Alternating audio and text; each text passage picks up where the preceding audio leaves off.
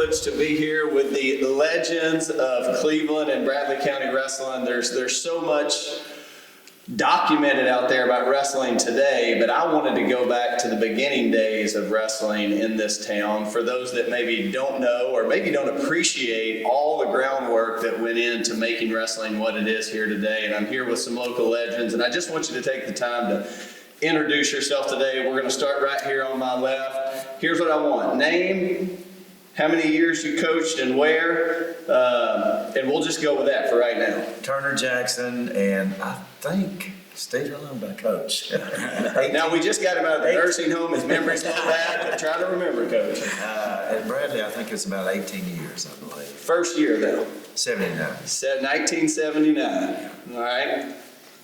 Al Miller, Cleveland High School. I coached for 45 years. 3 of those were at Highland Park Boys Club, that had a team.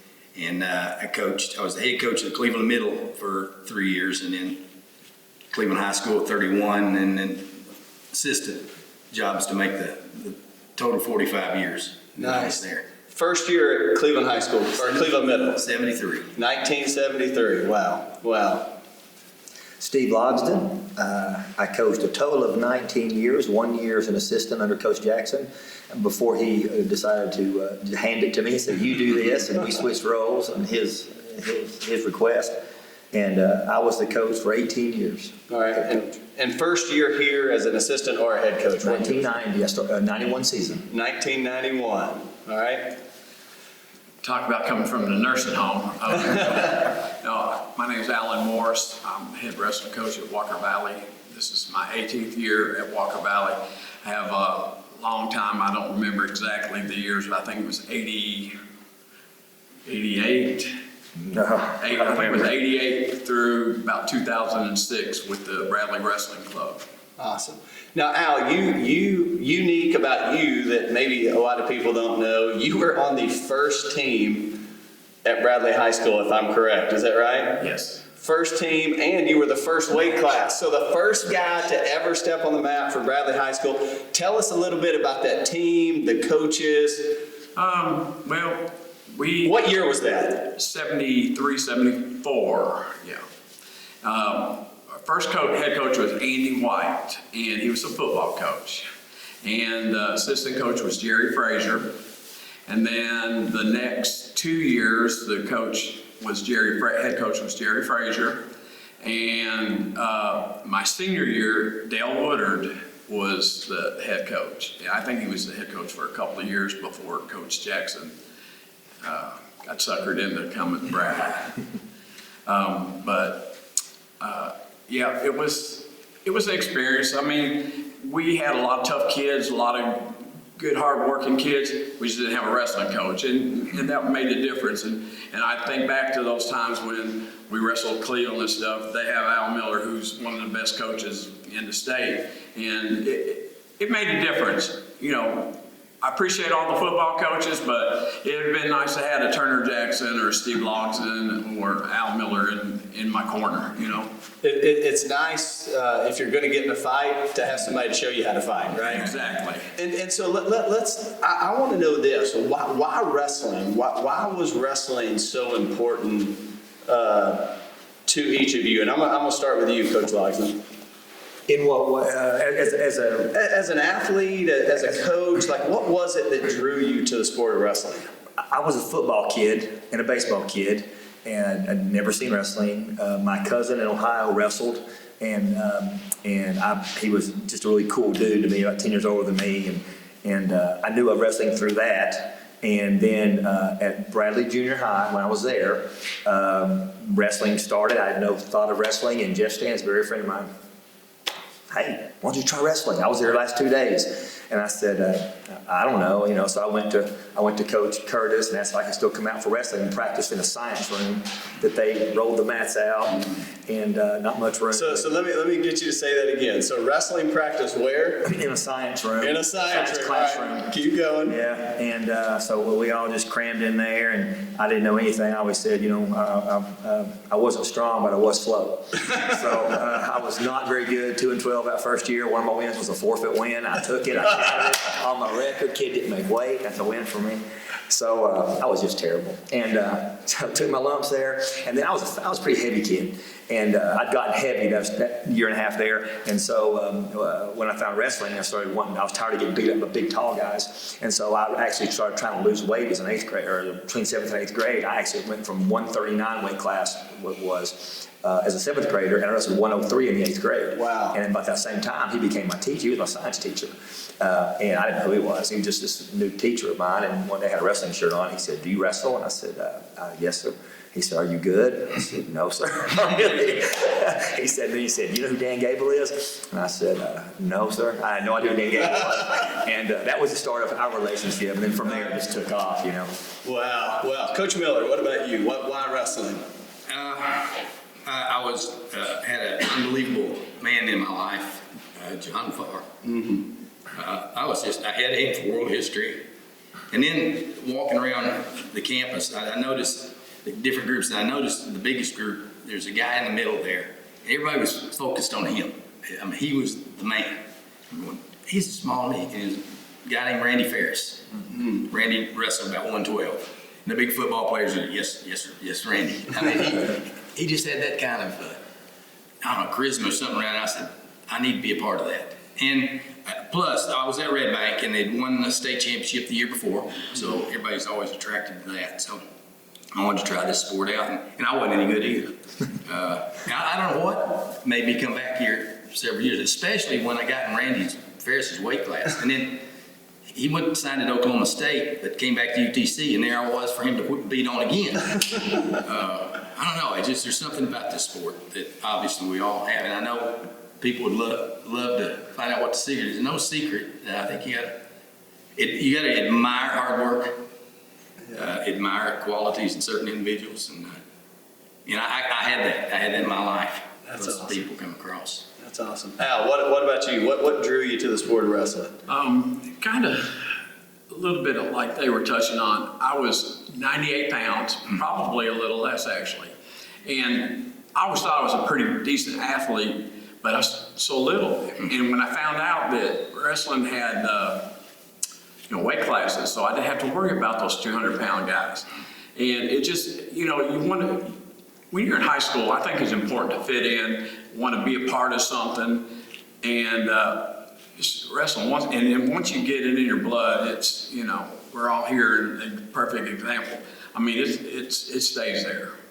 No doubt about it. Coach Jackson, I know a little bit about your story, but what got you in? What made wrestling for you? I had no choice. I got cut in basketball. I wanted to be a basketball player, and they didn't want me. So some guy Coach Stowe asked me, "You need to come out for wrestling," because I weighed 93 pounds. He needed a lightweight. I thought he saw something in me, but he saw little guys. So I just stuck with it and liked it and had a great coach, and just went from there.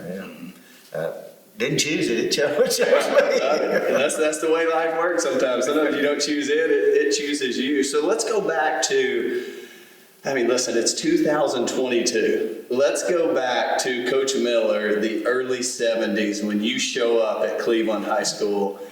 And obviously wrestling is not what it is today. Where was wrestling at? What was it like in those days? Just give me a quick narrative of those early days. Well, first of all, wrestlers start creating a camaraderie among themselves to start off with. Even if we're not very good, you stick together. And other people admire that and want to join. Of course, the perfect example now is what attraction the 2-3 programs have in their schools now. I mean, kids want to be a part of winners. They want to be part of this group. But going back, when we had a wrestling mat that would be illegal today, it'd be too small. We had to roll it up every day. We had to move it around. And he got to the point, Dwayne Shriver was the head coach at that time. He did it a lot. He's now moved away, but Dwayne and I went and got our driver's license for school buses. So we would have and by the way, Dwayne had 110 kids try for wrestling the year before, and he went to the superintendent, convinced him he needed assistance. So that's how I got hired. We had that many on try for wrestling. We both got our school bus license, and we'd have our middle school kids hang around outside the school, and the first bus that would run slow would come back by, the bus driver would get off, and Dwayne and I and the kids would get on, and we'd drive down to Stewart School. And we'd practice from about 3 to 5:30. 5:30, the middle school parents would come by and pick them up, and the high school kids then would drive in at Stewart, and we'd practice from there till 7:30 at night, roll the mats up. Dwayne and I would have to take the bus back to the bus barn, and then get our cars at school, and that's the end of day one. And Wow. some things had to change, and of course, eventually in '76, we got that, what was really nice wrestling room, which is now the baseball facility, but not many schools had that back in '76, and that helped our program a lot.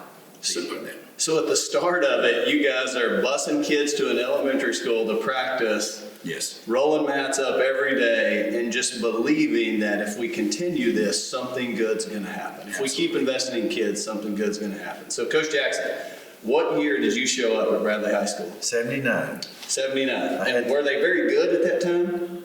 Well, I mean, we had some kids that wanted to learn. Were we any good? No. I told you we were student body matches. So you talked about that a little bit. You know, share that. I mean, in football, we know everybody wants the bad team to be your homecoming game. We were You know what I mean? And so you kind of alluded to Bradley at that time, 1979, was everybody's student body match. And I kept getting calls, hey, Coach, can you come at 1 o'clock in front of our student body? Well, yeah, I guess we can. Okay, so after 5 coaches, I don't know if the principal let us out go that much. So we were everybody's pen, and we got a little bit better, and those guys wouldn't wrestle us anymore, which really upset me. You know, here I am, we're not very good, and I'm your student body match, and now. But we moved beyond that. Those guys, those programs weren't very good anyway, but we weren't either, so we fit in perfect with them at that time. So, I was headed to Red Bank, to be perfectly honest. Like I said, I was going to be a basketball player and ended up a wrestler. I was headed to Red Bank. They were very good. Yes. I was 2 years at LFO, and Red Bank was going to make me a good coach really quick. They had a lot of good wrestlers and had a kids program that was really good. And I didn't get the job. So Coach Kaywood and Coach Alford called me because Jeff White, who went to Truett at the time, he went to Cleveland. And they said, we can't lose another football player. We can't lose another football player wrestler. They didn't care about wrestling. They just again, they just didn't want a football player to leave. So I ended up with no job. And I said, hey, is that job still open? In 44 years, I'm still here. So, yeah. wow. So, Coach, you go. Just something to throw in there, just because he won't say anything. That was 1979, 80, I guess, that happened. Yeah. In 82 season, his team went 15-2, and in 83, 18-0. Wow. So he turned it around that quickly. A couple years, he turned it around to an undefeated season. Well, we went, as I said, we went 6-9, 9-6. And then we went 12, and I think it was 12. And Steve knows better. He was there wrestling. I could keep up with that, but we went 18-0. I quit keeping up because then I thought we could compete. We weren't there. Nobody called me for a student. At least you weren't the doormat anymore. Yeah. I don't know if Turner remembers this or not. He and I got together. He's talking about how tough it was. They were divided into regions, and we were in there with Macaulay, East Ridge, Notre Dame, real powerhouses at the time. And Turner and I started talking about, if we could get in another region, we'd kind of have a chance. So Now let me call a time out here. Yeah.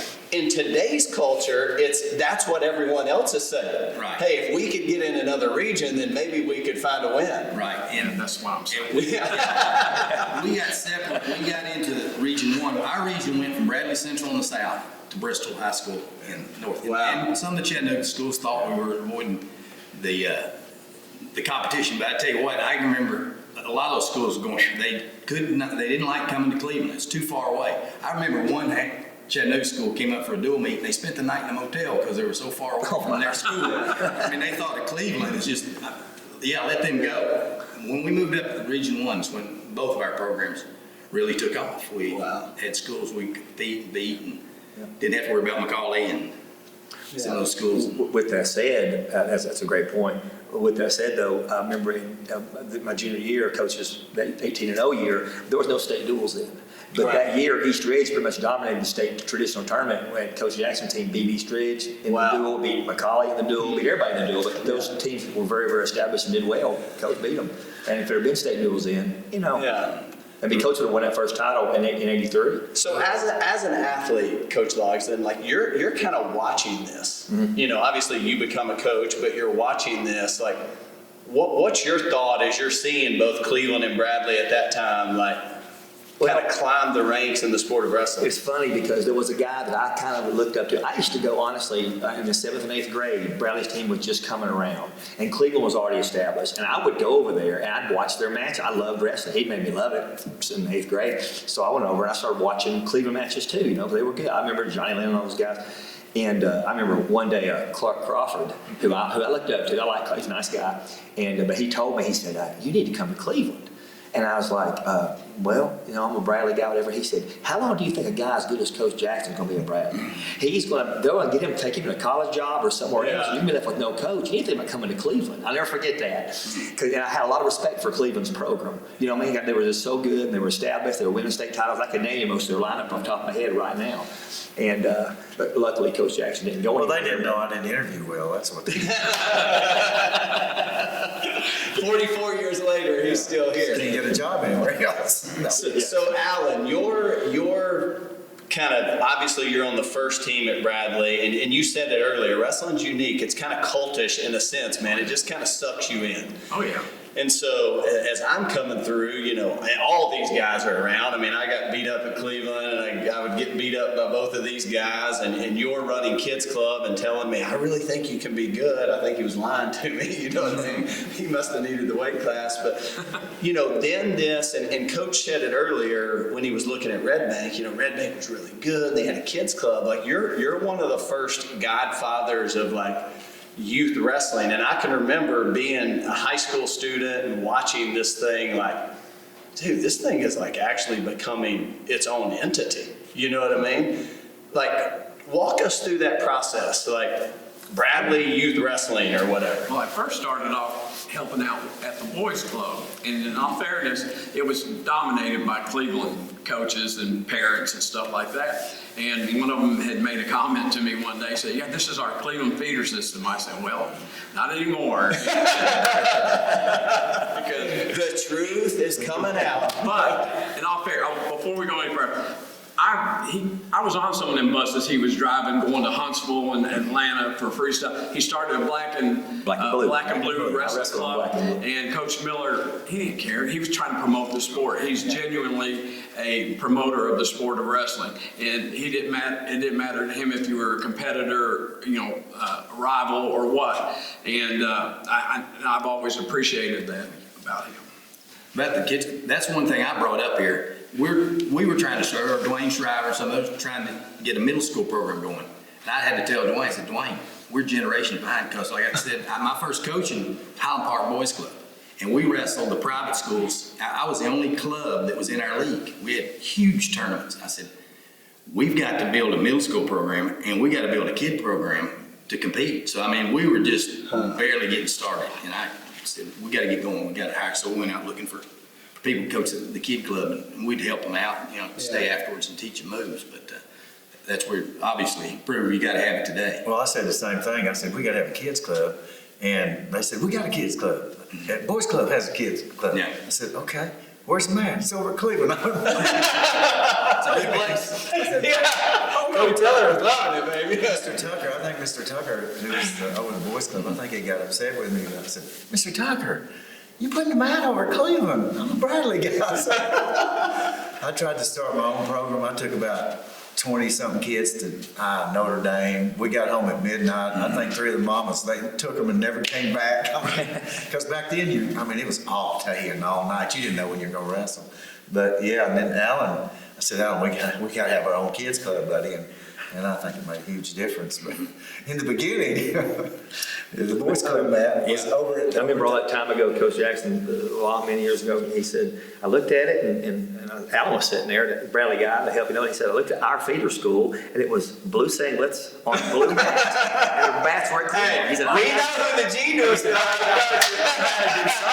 about this. I got to tell the story about that because Terry Walsh was one of the managers of the boys club, and when I ordered new singlets and stuff, I ordered black and gold singlets, and when they came in, he goes, He said, what is this? And I go, new singlets. I said, you've had these Cleveland singlets here all this time. He said, no, red, white, and blue's the boys club color. So what all of the newcomers out there can know, it's always been territorial. You know what I mean? There's and in a healthy way. I mean, I've always said the beauty of this community and this rivalry is like just the passion that it brings, and you know the intensity that I mean, obviously each person sitting here has raised the bar. And then another person has jumped over that bar, and then the bar gets raised again, and someone has to jump over it, and it's become more and more work. Coach. Yeah, and give Boys Club credit where credit due, but I remember talking to Colonel Tucker too, and I thought we kept getting more and more kids, and I think he was looking at, or about Matt let him practice. Well, I kept going to him. I wanted more and more vans because I had more kids involved, and we didn't exactly see eye to eye because I thought they'd be glad that I bring more and more kids into the Boys Club, but he wanted. Yeah, we have this program, and you know, they practice one night a week. And I'm going, no, we need a van. I'm taking 20, 30 kids out of town.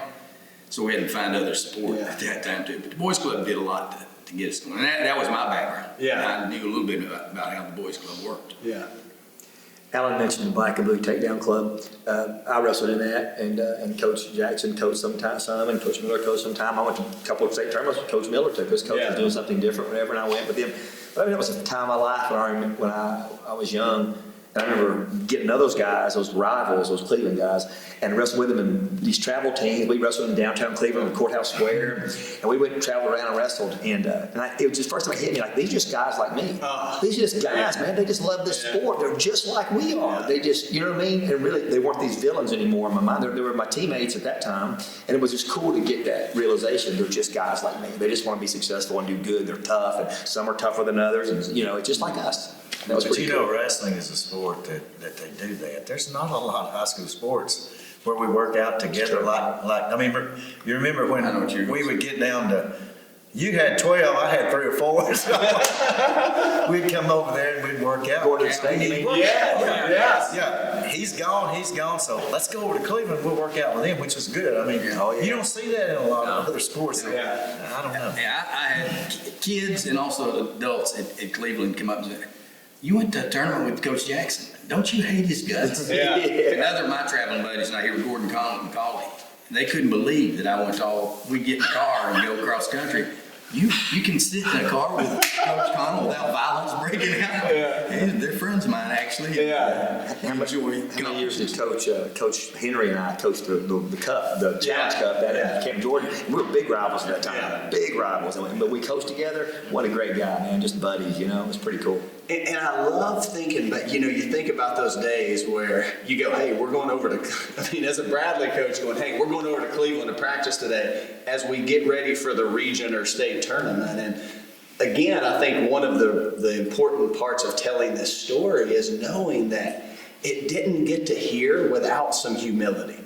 I mean, it took some, hey, I'm going to check my ego at the door. For this thing to grow, we got to grow it, you know, and it's going to take, hey, when we got 3 and they got 12, man, I mean, sometimes, even with the kids club, I always say, man, if you can't beat them, join them or copy them. You know what I mean? I've copied a lot of people in my day. The match I remember for the longest time is coaching Charlie Elrod to beat Chris Vandegrift in the state freestyle tournament. After Chris had won 2 state championships, didn't know anything about freestyle. I taught Charlie a few moves, and he turned them into wins. So let's go back to, like, obviously one of the first steps in raising that bar is the first state champ. And so tell us about your first state champ. Oh, my first state, I was the first state champ at Cleveland, of course, Bill Emmendorfer, who's my age. Okay, but yours that you coached. Yes, Jeff Howard. Jeff Howard. Jeff Howard. I know him. Yeah. He was and may still remain the face of Cleveland High School. Yeah. He was quite a young man, and he's the one, got him off the 9th grade football team. He weighed about 88 pounds. Never wrestled before. Oh, no. Well, he had the year before. He'd been introduced to that 110 middle school kids. Okay. He'd been in that group. He'd been on the bus to Stewart. Yeah. And we had come up, and he made it. Let's see, we had 2 guys make the state that year. It was Jeff and Roger White. And neither one of them placed. They just made it to the state championship. But that was the beginning. Wow. What did that do for Cleveland wrestling at that time? Oh, it just made people realize that they could come to Cleveland and win. I mean, before that, they went, they got to wrestle McCauley, they got to wrestle East Ridge, just to, you know. Or Baylor. Yeah, Baylor. They were crossing the other one, but And what year was that, Coach? let's see. I think Jeff won it he beat the defending state champion, Hunter Bogadish from Hillwood. That was his sophomore year. And then he won it I'm getting confused. He won it his junior year and lost in the state finals to a kid he beat umpteen times from Stratford.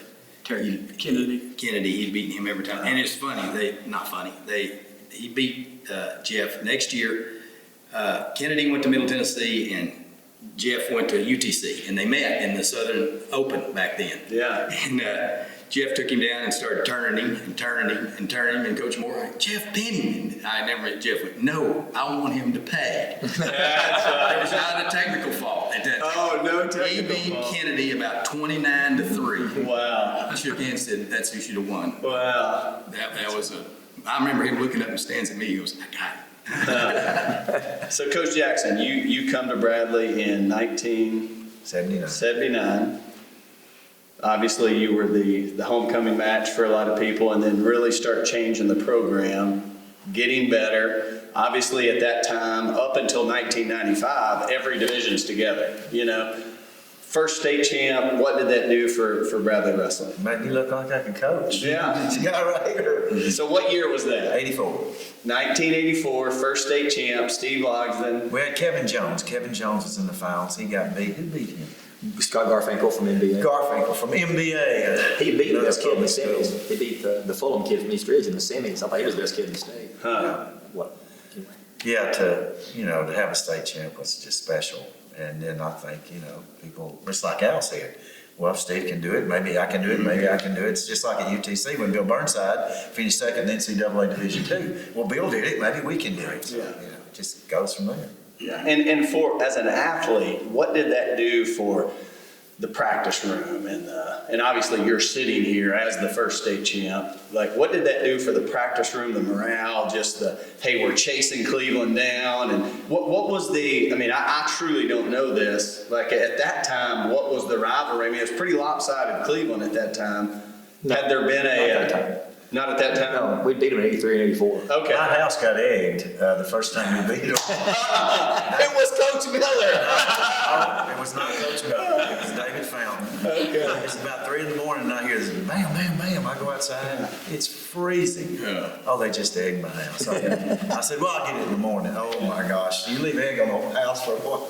It was bad. I knew it was good. It's a good thing that, I think it's the first time we ever beat y'all. Yeah. Was it? I think, yeah. Is that when I went and got the radio? We were the first high school meet to be broadcast over radio. Wow. We got hit by the flu. I got forfeited several. And I'm trying to figure out how are they going to fill up that whole time radio. I've got them to cover and broadcast it. We didn't have enough matches. What is the first? Hold on, Coach. Wait a minute. You have a full team. Don't tell these people. I remember. I can't remember. I'm just glad, hey, Coach, I was just glad we won. First time we beat Cleveland High, so. And just to think, like you guys, just like today, the bar, you're always trying to raise the bar. Let's just get it on the radio. Mm-hmm. Let's just let people listen to it, which was a big deal back then. Probably football, basketball. I mean, but there was nothing covering wrestling. I mean, what's wrestling? I mean, these guys are wearing leotards out here. What are they doing? Most people don't understand. We had a $5,000, and you don't have a clue if you don't do that kind of thing. We had a $5,000 gate in wrestling. Wow. I mean, you remember that? I mean, I don't know. I think Steve had said some stuff, and I don't know, whatever. But Probably did. It's like live wrestling. I mean, it built up, and we had $5,000 gate. I went, wow. I mean, basketball. Yeah. It doesn't have $5,000. I don't know money, but I know the first Cleveland Bradley Dual meet, we had 1,800 people in Wow. the bleachers the first time. Well, the first, 1,800 fans for a high school dual meet. Yes. we made $1,500. I shouldn't be telling this on the air, but we made $1,500 on the girls' match the other night. I mean, it was Wow. packed. Yeah. So Coach Morris, so obviously Walker Valley steps in later. You go from Bradley Youth Wrestling, they tab you the head coach, and you have your first state champ, which was who? Caleb Langford. Caleb Langford, which goes back to Cleveland. yeah. Caleb's dad was a state champ, and I don't know when, but 88 probably. yeah. But yeah, he was one day I looked at my roster in my classroom beginning Caleb's freshman year, and I called Al because he'd been coaching at Ocoee Middle School and stuff. I said, "Do you know Caleb Langford? Who is that? The Caleb Langford that wrestles?" And he says, "I think so." And so he happened to be in my first period class, and I'm like, "Hey, nice to meet you." First time I've ever met him and stuff. But anyway, he ended up being a 3-time state placer, won the state for us, and set the bar for others, hopefully, and to follow.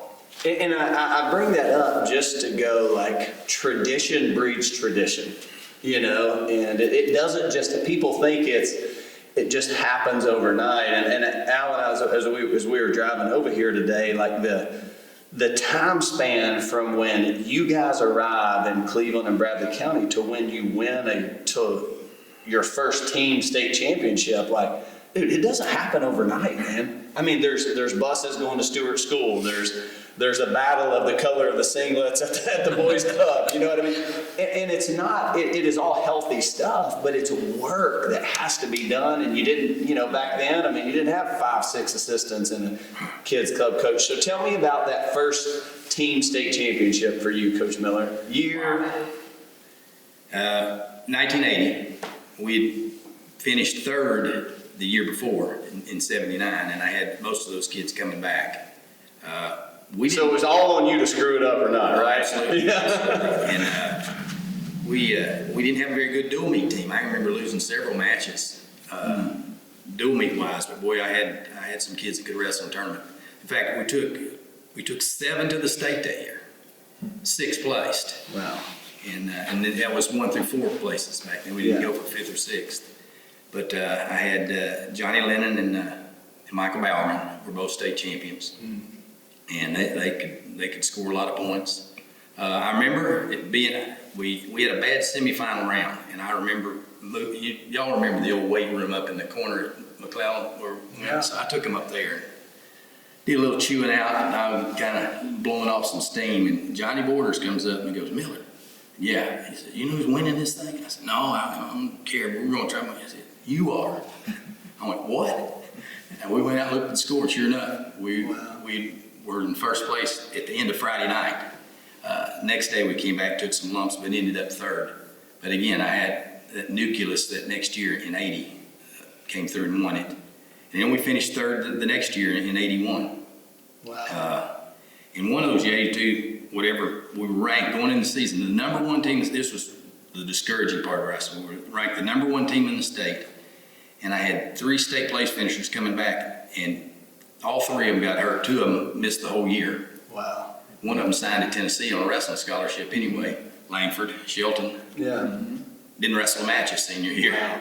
He blew his knee out in state finals and football games. So, but it was the coach probably didn't know how to behave himself. Yeah. I'd never been in that situation before. Well, I had cheering, but not giving directions. That was early. You cleaned it up later. You Yeah. cleaned it up later. Yeah. So obviously, Coach, you show up on the scene at Bradley. I'm kind of in the mix at this point. You hand the reins over to Coach Logsdon and the first state championship at Bradley. Tell us that story. It'll be the duels. And in 94, we would travel to Bristol. Bristol, Tennessee. I remember it, man. And We in Memphis? You guys were in Memphis. Okay. Memphis was in 93. Memphis was 93 for us, Yes. and we lost in the finals to Macaulay. Macaulay, We made oh, the I got finals. chewed out. I got chewed out, folks. It was bad. Macaulay was it was an interesting situation. That was my first introduction to, like, you look at a team and you go, look, they were good, well coached. I think the world of Gordon Conley. Yeah. But they had 6 states represented on the Yeah, team. yeah. A lot of good kids Yeah. got brought in. I'm going, wow, that kind of stung, but I Yeah. thought we were a pretty good team. So anyway, the next year we go to Bristol, and we have some good matches. Overton was tough that year. So in the finals we got Father Ryan. Back then, everyone was together. No Yeah. small, no large, no private, no. Yeah. We were all in there. And we also had Father Ryan in the finals, and it's one of those few dual meets in high school I've ever remembered a part of when there were no pins, very few bonus points. We won the state finals 18-15. Very few, Yeah, I no remember bonus it. points. I mean, close, nip and tuck the whole way. We had to have some crucial win like every Yeah. tough match. And but yeah, we won it. We borrowed a bus from First United Methodist or something. Yes, sir. And it was a really nice bus. I'm real. Hey, don't do this. Don't you do that. Don't. I'm just, man. You better take care of it. It was my mother-in-law at the time. It was her church she worked at, and then it's brought this great bus, and I had my commercial, so I drove it. It was great. And I'm just particular. Do not. After we won, we went up to the bus. And somebody starts rocking the bus a little bit. I thought we were going to turn And it it was over. like they start rocking, and Yeah. they're just cheering and going crazy. We didn't want to sit down Yeah. before. We never had that. And I was sitting there, and I'm like, 2 seconds, I'm going, stop rocking this bus. And I went, okay. Turn it over. This thing's rocking. It was just, those memories. It was just excitement of winning that first state title. Yeah. And me and Coach Jackson up there, and I asked Coach to talk to him. Up in the stands, section. upper section. And I said, Coach, they've heard me. Yeah. They've heard me. I've been doing it, because he's not real verbal sometimes. He's humble. He steps back. And I said, Coach, you talk to him. And he gave a good one. It was good. He gave him a good one. Yeah, I was like, it's like I was listening. it was like my turn to say something. It was like, I got nothing. He handled it. He got I it. just remember Benji Stone wrestled 26. Oh, my And gosh. after 126. Yeah. Next year he's 160. Yeah. And Oh, I remember that, man. We took him to he won. Yeah. We had to take him to the hospital. Yeah. Yeah, I mean, it's Yeah. funny how he came back weighing about 15, 20 pounds heavier. Yeah. It's funny how some schools pop up that Macaulay and different schools, and Father Ryan keeps popping up. The very first state dual meet, everybody's in the same classification, and the 4 region champions go, and the first 4 teams in the state dual meet tournament were Macaulay, Christian Brothers, Father Ryan, and Cleveland. 3 private schools and Wow. that year, I had gone up to Father Ryan and wrestled in front of their student body in a match and beat them. We come to the state tournament, and they did a coin flip as to whom home and visitor. I remember did back then. Father Ryan wins, and they get to choose that they are the visitors. So I had to put my kid out on the mat first every match, not every other is today. Huh. Every Wow. match. Wow. He made one shift. And it We both cost him. knew, beat us, and they went on and won the very first state championship. And I was instrumental in getting that rule changed the next year. It's crazy how passionate you get when it affects you deeply. You know what I mean? And so, Coach, but you guys won because at that time it did go small school. You guys beat Brentwood Academy. Yep. What year was that? Gosh, you got me. 94. Yeah. It was the same year. Was it the same year? Yeah. Yeah, We won 3 in a row, then we got beat by Okay. Brentwood Academy Okay. and finished up 3rd that year. So first year that it was 1 and 2 in the dual meet. What year was that? I mean, you guys are ranked Bradley Cleveland 1 and 2 in the dual meet. What year was that? Boy, I don't That's a know. tough question. Yeah. 90. I remember when the first time it happened, everybody was excited. Yeah. It's Because, more recent, isn't it? No? no, it was back in the 90s. the first Yeah, I time. know it was yeah, 90s. Oh, yeah, 90s Yeah. for sure. I'm trying to think what part of the 90s. I don't know. I think in 1994 we were 1 and 2. We were. Because I know in We were different divisions 1993, though. in 1993 we wrestle at the Dome, which kids today don't even know what the Dome is. We wrestle at the Dome. I wrestle a guy named Jason Johns, and I'm up by 9, I think, or I'm up by 8 for a major decision, and I give up a point. He gets away or something, and y'all end up winning 31-30, I think. Yep. Wow. And the wrath of Coach Lockton and Coach Jackson was on me. Now, there were some other knuckleheads that I remember where we were sitting. Dude, I remember exactly where we In the sit. We're bleachers. sitting. I think Al Moore's over there going, "God, I'm glad I'm not him." You know what I mean? But you know, I remember those moments because it was the first time where it's like, man, we ran out at the dome. There's music. It was truly like, in my mind, it was like Vision Quest. it was. We have established ourselves as a sport. I mean, this is as big as basketball, it's as big as football. I mean, there were people there to watch two incredible teams go at it. And even at that time, I was too stupid to know all the work that, you know, you guys had done and put into this. But I remember that night vividly in the butts you and I got. Well, I'll bring up another hero that I remember the match. Ryan Ensminger happened to wrestle the last match. We were winning by 4, I believe. And it's the very last match, and some of the assistants, we got Coach Will. I knew Ryan because he'd been in the freestyle program all summer, and my kid that I put on the mat had not. And I said, no, we're in trouble. Yeah. And Ryan tore us up, and y'all won 31-30. How about that? How about that? 31-30. Wow. And Ryan was the hero for that. And I knew it. I just saw the pairings late in the match. I went, it's going to come down to Ryan. I mean, 1 point match, and just a few weeks ago they wrestled down at Hickson, I think, or somewhere. It's a 1 point match again, Yeah, that's and right. just to think, I get chill bumps thinking Yeah, I about, do too. you know, how all those things started and how that tradition, you know, carries on today. You talked about becoming a real sport. I remember my junior year or so when we had that good season, you know. I remember like putting my stuff on. Coach ordered us warm-ups, these new warm-ups, you know. These black, brown, one had the hood that flopped down the back, said Bears across it. Remember those, Coach?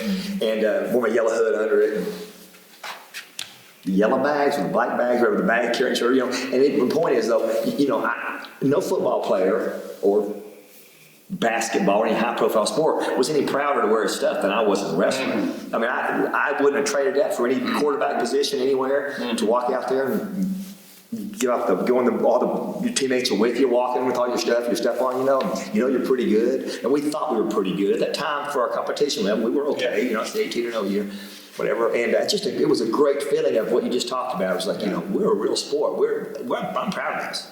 And I go back to the boys club, the Black and Blue, Bradley Youth Wrestling, where Coach Morris just kind of exploded youth wrestling. And I say it wherever I'm at in the country, I say, when you go to a sporting event here in Cleveland, Tennessee, Bradley County, there's as many kids wearing wrestling gear as there is any other sport. And that just doesn't exist in most places. And I think it is a testament to just y'all's continuing to cultivate, plow the ground and water the seed and make it to say, hey, we got to go hey man, they're winning. We got to go do our own thing. And that's it's not a selfish thing. It's just hey, we got to raise the bar. And obviously the bar gets raised over and over again.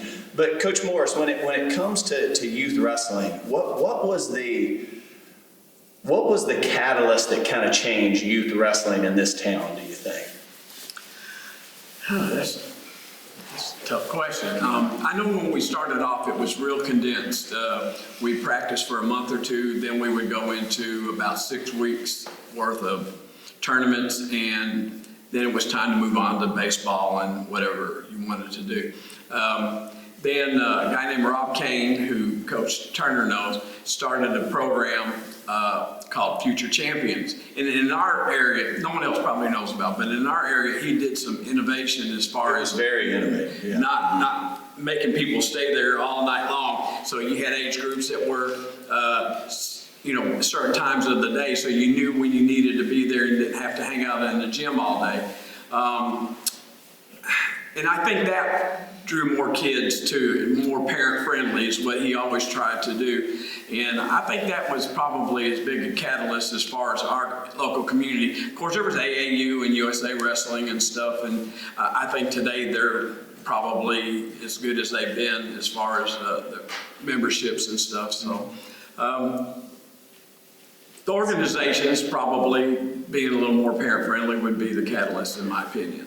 And you look at youth wrestling today here. I mean, you look at, Bradley, which Steve Logsdon now runs, Bradley Pride Wrestling, and I see the pictures, and obviously that's strategic. Hey, we got to bring in the the GOAT to do this because the bar's been raised, you know what I mean? And Josh Boskin at Higher Calling, and you guys have. Drake Haney Yeah, has done a great job for us. Yeah, and so number of kids just participating, which if we go back to the core of all of this, it's how do we get a little, can I say it, a little chubby kid in middle school to fall in love with a sport and to be introduced to a person that can truly change your life. I mean, like not alter your life, but I'm talking generational change of your life. And that's the beauty of this sport and what we do. Coach. I agree with that. I think one of the biggest challenges our sport has had is how to run a tournament. I think one of the major obstacles we've had to overcome is when some other organizations found out you can make a ton of money by having a wrestling tournament. Now, you don't know how to run it, and it doesn't. I remember several years there were tournaments run. The person had no idea how to run a tournament, and I had parents taking kids down to Chattanooga and sitting in the bleachers, paying buku money, sitting in the bleachers all night, and then you'll wrestle tomorrow. But anyway, we're working at it. It's still a challenge. It's still a problem for us. One of our biggest problems in wrestling to keep those kids is shorter time periods they stay in the gym. Yeah. But Rob did a lot on that. He did of changing that around. Coach. The generational thing you talked about, me and Coach have discussed it time to time. It's weird because you think about how wrestling changed my life, just everything about it, you know. Where I ended up, what I did for a living, the satisfaction factor of my life now at this point, even as an old guy. You know, of course, he played that role. He was the guy that I followed through it. But then we've talked about how generationally, I'll say something to him, I try to give him credit, you know, he ain't having that. But he'll always give credit to his coach. Mm-hmm. Well, I did that because Coach Stowe did that. Right. And like these kids at Raleigh now come in, I'll look at them on a Thursday on a match day, and they'll come into the gym, have their ties. Yeah. Walking. Well, they don't know why they wear those. They don't know why they wear it because Coach Smith says wear the tie, you want to be class, all that stuff, gives a speech. But Coach Smith wore the tie, you wore the tie. And then before that, Coach Jackson wore the tie. I mean, Coach Stowe, and it just, the generational thing is so cool. How many times I've said something and he says, well, Coach Stowe taught me that. Coach Stowe did that for me. If Coach Stowe hadn't dragged him out of the hall at 98 pounds and years ago, my life, I ain't born yet at that time, and my life changes. Yes. My whole life is different. Everything in my life is different. Wrestling was not, it rather been in the same spot it was at that time in the 80s, and I would not have been able to excel at all, and maybe even go to school, go to college. It's strange how something, Glenn Stowe doing that all those years ago, grabbing him out of the hall, changes my life. A guy's not born yet. Here I am, 56 years old now, and that's a fact. That changed my life. And there will be tons of people, I've never met Coach Stowe, but I know Coach Stowe. There will be tons of people that never meet, per se, Coach Jackson, Coach Miller, Coach Logsdon, and Coach Morris, but they will hear the stories and the life change that took place because of that. Yes, these two. They had it in them. I didn't. But did y'all ever get the feeling or enjoy? I enjoyed going to a tournament and telling the kids, get your stuff. I'll go in the gym first, and I'll go over and sit in the corner or get where, when the teams come in, one of the greatest feelings is, I'll hear the kids go, Coach, you didn't tell us Bradley's going to be here. Yeah. You didn't tell us Cleveland's coming. Yeah. And I watch their eyes. And if the Bradley team comes in with their bags and Cleveland comes in over here, all eyes follow. And I tell our kids, behave yourself, because all eyes are on you when you're in that gym. That's true. I love that feeling. I love it. My parents have told me that before. They've been in the stands and they've talked about, of course, I'm their son, so you know how that goes. I can do no wrong sort of thing, but still, they talk about, it'd be a tournament at Brentwood or the state duel or something. They said, y'all, we'd be talking stuff and people would be doing their thing, and all of a sudden y'all walk in, up above, come with your bag, and all that. He said people start elbowing each other, going, hey. You can tell me They're here. You know what I mean? It's a cool feeling. And those are before the days of like, we could see you on video. Yeah. Or we could follow you on track wrestling. I mean, it was literally, we've heard. We've kind of witnessed how good they are. Oh God, they're here. They're here. Shame on you, Coach. I love too in here, and it's fun. I mean, my son got to, I'll get emotional talking about it, but got to be here yesterday for a tournament. And the generations of kids that have been impacted by the sport of wrestling. My kids hear stories about all of you guys and what you've done for wrestling. And, you know, so you look at, I mean, the Morris brothers, it wasn't just Al Morris, the first guy to wrestle, it was Al Morris and Andy Morris, and it was Al Miller and Pete Miller and Brett Miller, and obviously Coach Jackson and Coach Oxen had all girls. I kept trying until I had a boy. He could have came out a puppy and I was done, but, you know, I had a boy, but just the pride that a father or a grandfather feels because of what they went through. And not just what they went through, because there's some negative to that. Well, hey, I experienced turmoil, so you should too. But it wasn't turmoil. It was the beauty of what sport does, specifically the sport of wrestling, for a young person's life. That again, it creates just a change that it's incredible when that kid will yield to that instruction. So There's nothing that will describe the feeling.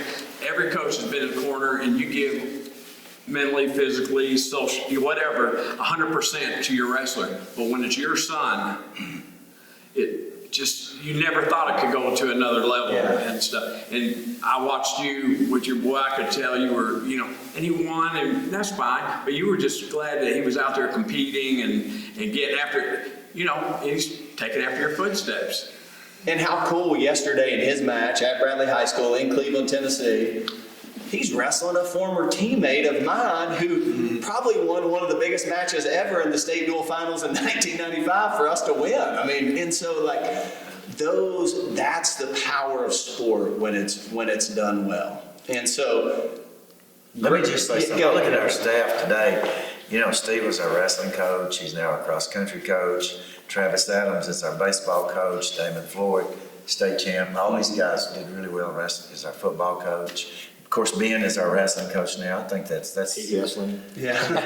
that's so neat that our staff, a lot of our head coaches are wrestling state champs or did well in wrestling. And some went to other schools and done the same Yeah. thing, from Al Morris to, you know, wrestled at Cleveland for a little while, and you were at Cleveland for a little while, and you've been, of course, UTC, and that's satisfying for a coach to see that, for sure. And now Pete's, I mean, kick and tell at Summit, and Little Al, he'll always be Little Al. You know, when Title IX shut down all SEC wrestling and all that stuff, I mean, Al and I think I've talked about this. I was worried that we weren't going to have coaches coming out of college. Yeah. You know what I'm saying? I mean, so it's a big deal. Title IX still.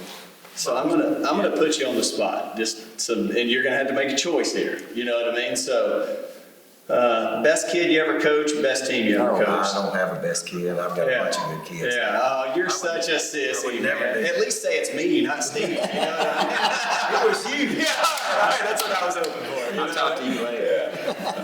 I think there's different styles. Yeah. You know? I mean, different people wrestle Different times. Yeah, and just different eras. Yeah. Yeah, I mean, had some really good kids, that's for sure. Right. Come on, Coach.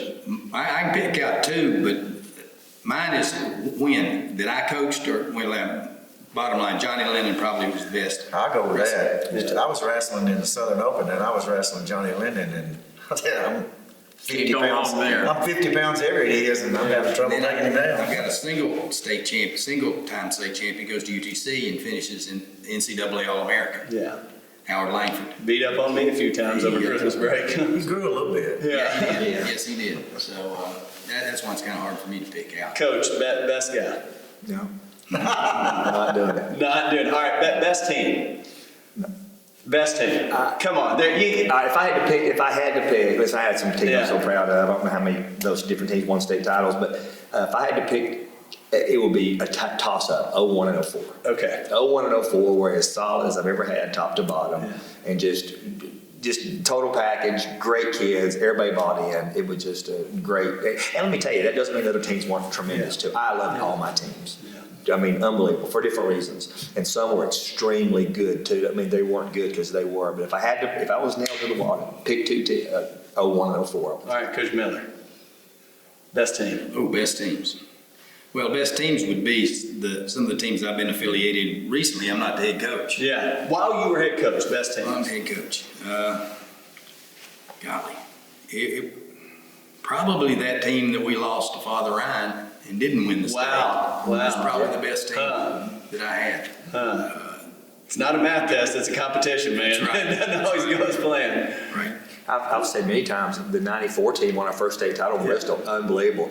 But I'm not so sure the 93 team wasn't a little Better, step yeah. above. Yeah. We graduated some really good guys in 93, but it just didn't fall quite the right way in the matchups in McCauley's team they had. But 93 was every bit of what 94 was, but didn't quite get over that hump like Coach said. Is that the team we were actually ahead of McCauley till we hit 160? Yes, we were. Yeah, we were beating McCauley. Yeah. Until we hit 60, and then I'm glad I wasn't above 160 because you just called it. I did get beat that dual meet by Adam Burnett. Anyway. So moving forward, obviously this train has gained steam. There's all sorts of things, you know. We've gone from rolling up mats to having our own wrestling rooms. We've gone from, you know, a true volunteer. I mean, you guys are driving buses and you're volunteering to be a youth wrestling coach to now we got former state championships coaches coaching our kids club, and kids clubs exploded, and we host our own tournaments and all those sorts of things. It's changed a lot, and you guys are the foundation of everything that's happened in this sport, in this town. Moving forward, how do you sustain this type of success? kids club, coaches, I think that's it. That's what I think. Hard work, Hard work. Yeah. a lot of hard work. Yeah, I don't know if this helps sustain anything, but I do think because of him, I had an appreciation for people that came before, and this feeling that he has all these little sayings that I just took him and adopted them as my own. But I didn't invent anything. I didn't invent any move. I didn't invent anything. People that came before me learned. I may tweak something a tiny bit here and there, but not just moves and wrestling technique. I'm talking about the way you run a program, the way you do this, do that, and I hope that the current wrestling coaches and programs and future coaches and programs always appreciate people that came before and the way things were done and that foundation you're talking about that's been laid. Because I know me appreciating guys like him and Coach Stowe and all these guys before, I think it made me a better coach to understand, to keep some humility. Look, I didn't invent anything here. I just took kind of what they've done and kind of put things in place. Now, what's my role? Is just to work hard. Just work hard. All over this town, you see that. There's guys that are working extremely hard, a lot of hours, but they walked into a situation that was kind of established for them already, not by me, but by those before me. And you know what I'm saying? And I think just acknowledging that is important. It keeps you whole, and it keeps you working hard, and above all, I think it keeps history in place. No doubt. Coach Miller, one bit of advice. One good advice. Making the kids aware who came before them, the sacrifices that were made before them. Some of my ex-wrestlers keep me on my toes. I'll bring up Johnny, every time he comes by, you still tell them stories, don't you, Coach? They're not getting the full feeling of wrestling unless you come through with stories. Yeah. I usually will have one for them. But I think I'm so proud of kids that accomplish things beyond the wrestling mat. Yeah, no doubt. So down, not to get into, but I've got 3 that are judges now, 2 doctors, 3 dentists, pharmacists, and I think wrestling had a lot to do with it. I had one call me up and late at night, Coach, 3 law students just snuck out and going home, and the finals are tomorrow. And he brought it to me and says, yeah, this is tough, but I was taught to be tough. Yeah. And I think we really need to emphasize the impact wrestling has on people's lives beyond the mat. No doubt That's about where That wrestler's mentality. yes, Yeah. that's a good way of putting it. I've taken a lot of pride in wrestling stuff and our program and things like that, but I've always said, I take a lot of pride also in the fact that good kids, work ethic, things like that, that they did the work, of course, but like we had wrestlers that went to and graduated, not just went there, but they finished their wrestling careers there, but they wrestled and they graduated from Duke and Princeton and Columbia, these Ivy League schools. Man, I'm proud of that. Yeah. Not because of anything that I did, but because of the things they learned in wrestling, I think carried over to help them in addition to the good parenting and with their own work ethic. But man, I'm proud of that. Not to mention guys like you that went on and did extremely great things, and other guys graduated from Oklahoma State, and you know what I mean? That's just a lot of pride, way beyond wrestling. Way beyond, I like to tell the guys sometimes, they'll tell you, and it's just wrestling, guys. We love it, we work hard, we work our tails off, we want to be successful, we want to win, never apologize for winning, but it's just wrestling. It's not the big picture. It's just our venue. It's what we do. Well, I speak on behalf of, I think, everyone in this community. We are not here without y'all. It doesn't happen. We are, I stepped into Cleveland High School, and it's a lot easier than when you guys stepped into your roles. And so on behalf of the wrestling community, both here, across the country, who knows what's going on here, it's unique. I want to say thanks for the impact you had on my life. I want to say thanks for the impact you had on this community. And I want to say thanks for the impact that will continue because of the work that you were willing to do so humbly. And whatever it took, that's what you did. And so super grateful for what you guys have done.